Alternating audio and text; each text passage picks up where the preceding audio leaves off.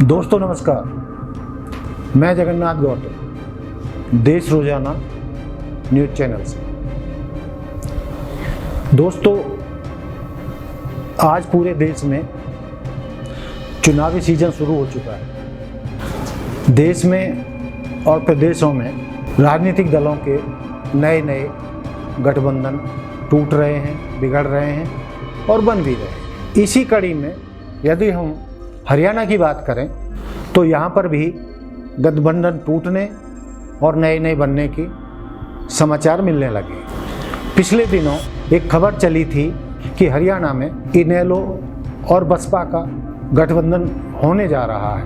वो खबर अभी हवा में तैर ही रही थी कि फिर नई नई आवाज़ें आने लगी गठबंधन की। आपको मालूम है कि 4 साल हरियाणा में भाजपा और जजपा के गठबंधन को हो चुके हैं।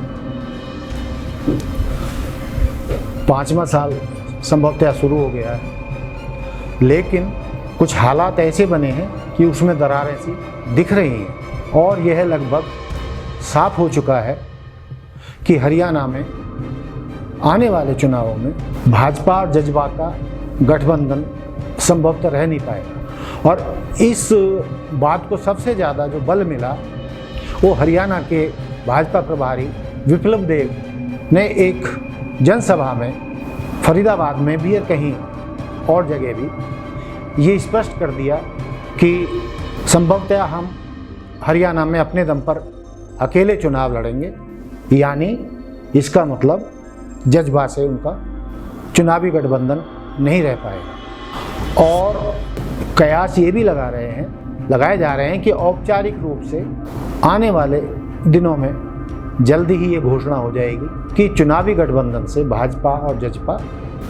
अब सवाल पैदा होता है कि आगे क्या होगा। सबको मालूम है कि पिछले चुनाव में भाजपा बहुमत प्राप्त नहीं कर सकती। बहुमत से उसके 6 नंबर कम थे, यानी उसके राज्य में सरकार बनाने के लिए 46 विधायक चाहिए थे, जबकि हरियाणा में टोटल विधायक 90 होते हैं। लेकिन भाजपा को केवल 40 ही विधायक मिले। वो 40 विधायकों को ही जितवा कर ला सकी।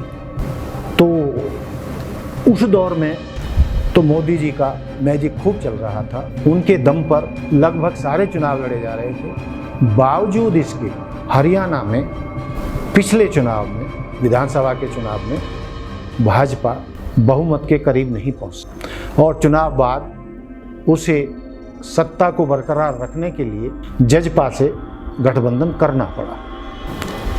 ये तो गनीमत समझिए कि कई कारणों के चलते कांग्रेस के कुछ नंबर कम रह गए। यदि कांग्रेस के 5-7 विधायक और ज़्यादा आ जाते तो ये बाजी पलट भी सकती थी, भाजपा सत्ता से दूर भी रह सकती थी। लेकिन किस्मत से हरियाणा में कांग्रेस पूरे दमखम के साथ नहीं लड़ी थी, पूरे मनोयोग से नहीं लड़ी थी। इसलिए ये उल्टा हो गया। कांग्रेस भी 40 के करीब पहुंच सकती थी, लेकिन उसे विश्वास नहीं था कि जनता का समर्थन उतना उसे मिलेगा। इसलिए पूरे मनोयोग से कांग्रेस वो चुनाव हरियाणा का नहीं लड़ी। इसके बावजूद भी भाजपा भी पूरी तरीके से बहुमत में नहीं आ सकी और जजपा के साथ सत्ता में आने के लिए उसे गठबंधन करना पड़ा। लेकिन अब वो गठबंधन लगभग टूट के कगार पर है या उसकी घोषणा होनी बाकी है। वो साथ साथ नहीं चलने वाले। तो फिर क्या होगा? भाजपा को पिछली बार भी बहुमत नहीं था। तो नए नए कयास लगाए जा रहे हैं। जहां पहले कुछ दिन पहले यह खबर चली कि बसपा और इनेलो हरियाणा में मिलकर चुनाव लड़ेंगे और इससे दोनों दल या दोनों दलों के कार्यकर्ता भी उत्साह में भर गए थे कि नए सिरे से वो अपनी जमीन तैयार कर लेंगे और उत्साह से चुनाव लड़ेंगे और कुछ पिछले चुनावों की अपेक्षा अच्छा करके दिखाएंगे। आपको ज्ञात होगा कि हरियाणा में लगभग 22% जाट समुदाय की जनसंख्या है और 20% दलित समुदाय हरियाणा में रहता है। तो ये मानकर चला जा रहा था कि मुख्य रूप से आम तौर पर जाट समुदाय कांग्रेस के साथ नहीं रहता आया है और उसका झुकाव इनेलो या ओम प्रकाश चौटाला जी के साथ रहा है।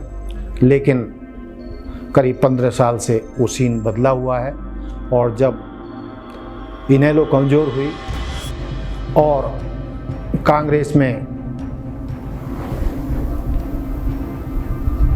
की तरफ उनका झुकाव हुड्डा जी की वजह से हुआ, तो उनका झुकाव इस तरफ हो गया, तो कांग्रेस 10 साल लगातार सत्ता में रही। लेकिन पिछले 2 चुनाव में जब मोदी जी की लहर चली 2014 के बाद, तो सारा सीन ही पलट गया। चौटाला जी जेल में थे, उनका बेटा बड़ा अजय चौटाला भी जेल में थे और अकेले अभय चौटाला उस तरीके से पार्टी को संभाल नहीं पा रहे, तो बहुत पीछे छूट गई। जेल से आने के बाद चौटाला जी ने नए सिरे से पूरे प्रदेश का दौरा किया। हालांकि वो उनकी उम्र हो चुकी है, लगभग 88 साल के आसपास उनकी उम्र बताई जाती है, लेकिन फिर भी बात बनती नज़र नहीं आ रही थी। लेकिन बसपा के साथ चुनावी गठबंधन की जो चर्चा चली, तो ये हुआ कि बसपा और इनेलो मिलकर चुनाव लड़ते हैं तो अच्छे परिणाम दे सकते हैं। एकदम ही 2 बड़ी जातियां हरियाणा की एक साथ आ जाएंगी और मेवात के मुस्लिम भी अक्सर उनके साथ रहे हैं। और जब इतनी जनसंख्या किसी एक नेता के पीछे हो जाती है तो उसके लिए सत्ता में आना का रास्ता अपने आप खुल जाता है। लेकिन अभी ये गठबंधन की बातें हवा में तैर ही रही थी, चल ही रही थी। हुआ नहीं था कि अभी 1 हफ्ते पहले पता चला है कि इनेलो का बसपा से गठबंधन नहीं होगा, बल्कि भाजपा और बसपा खिचड़ी पका रहे हैं और हरियाणा में भाजपा बसपा के साथ मिलकर चुनाव लड़ सकती है।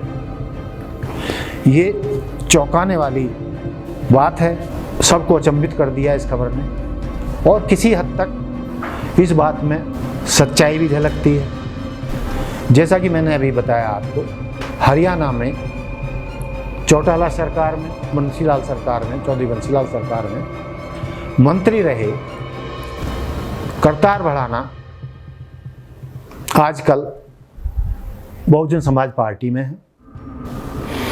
हालांकि उनकी कोई गतिविधियां नज़र नहीं आ रही, लेकिन पिछले दिनों देश रोजाना से बातचीत में करतार भड़ाना ने बताया, जब उनसे राजनीतिक गठबंधनों के ऊपर बातचीत चल रही थी, तो उन्होंने कहा कि गौतम जी इन बातों को छोड़िए, इनेलो और बसपा का कोई गठबंधन नहीं होने जा रहा है और मैं पार्टी का नेता होने के नाते ये आपको दावे के साथ कह सकता हूं कि हरियाणा में भाजपा और बसपा मिलकर चुनाव लड़ सकते हैं, बल्कि लड़ नहीं सकते, लड़ेंगे।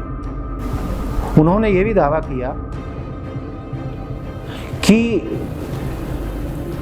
ये गठबंधन केवल हरियाणा में नहीं, बल्कि बहन मायावती और भाजपा पूरे देश में मिलकर लड़ेंगे।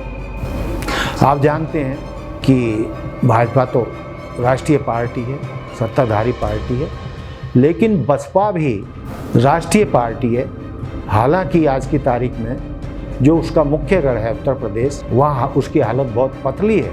उसके बावजूद बसपा का आधार फिर भी बहुत मजबूत है, उनका वोट बैंक बहुत मजबूत है और जिस तरीके की गतिविधियां बहन मायावती जी की रही हैं, तो इसमें किसी को संदेह भी नहीं होना चाहिए। उनकी नज़दीकियां पिछले कई वर्षों से भाजपा के साथ बढ़ती हुई नजर आई हैं। वो भाजपा के खिलाफ मुखर रूप से कभी बोलती नहीं है, और जब भी मौका पड़ता है, जब विपक्ष जो है सारा भाजपा के खिलाफ बोलता दिखाई देता है, तब वो अचानक अपना समर्थन मोदी जी को दे देती हैं या भाजपा को दे देती हैं। ये ऑन रिकॉर्ड बात है कि वो ऐसा कई बार कर चुकी हैं। हालांकि बसपा का कोर वोट बैंक, उनका बेस जो है, चाहे वो दलित हैं जो लगभग उत्तर प्रदेश में 20-22% बताए जाते हैं, उसके साथ साथ आदिवासी, पिछड़े, अति पिछड़े, मुस्लिम भी उनका वोट बैंक रहा है।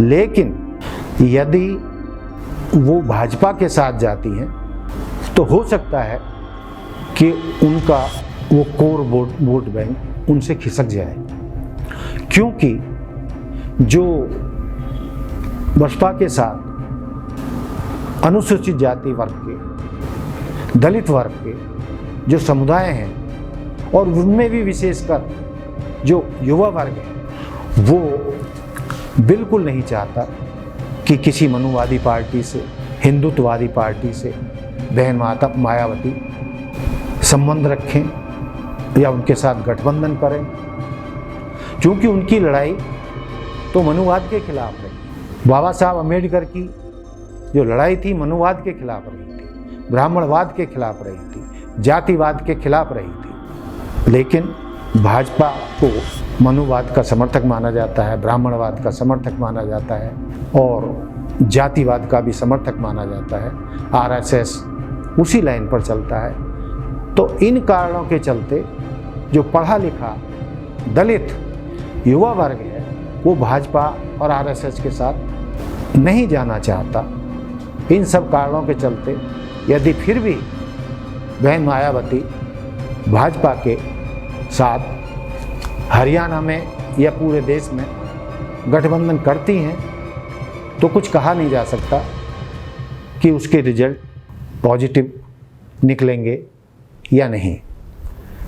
तो दोस्तों, आज हमारा यही मुद्दा था कि हरियाणा में जो नए नए गठबंधन का शोर चल रहा है, बातचीत चल रही है, और विशेषकर इनेल और बसपा के गठबंधन की बात थी, और इधर भाजपा और जजपा के गठबंधन के टूटने की बात थी।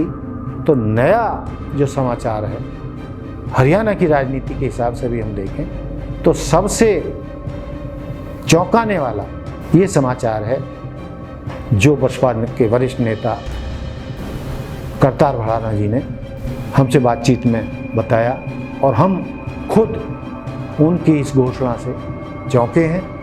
हालांकि अभी तक नियमानुसार इस गठबंधन की घोषणा नहीं हुई है, लेकिन करतार भड़ाना पूर्व मंत्री हरियाणा कह रहे हैं, तो वो भी किसी बेस पर ही कह रहे होंगे, और उनकी बात अपने लीडर से हुई होगी, तो वो कम से कम अपनी तरफ से तो बनाकर ये बात कह नहीं सकते। कहीं ना कहीं उन्हें ये इशारा मिला होगा कि हम हरियाणा में भाजपा के साथ गठबंधन कर सकते हैं। तो दोस्तों, ये थी हमारी आज की बात। आपसे फिर अगले मुद्दे पर हम बातचीत करेंगे, नए मुद्दे के साथ आपके सामने आएंगे। देखते रहिए देश रोजाना। धन्यवाद, नमस्कार। मैं जगन्नाथ गौतम, देश रोजाना। हमारे साथ जुड़े रहने के लिए देखते रहिए देश रोजाना का यूट्यूब चैनल सब्सक्राइब कीजिए। साथ ही देश रोजाना की खबरें सबसे पहले देखने के लिए प्रेस कीजिए बेल आइकन।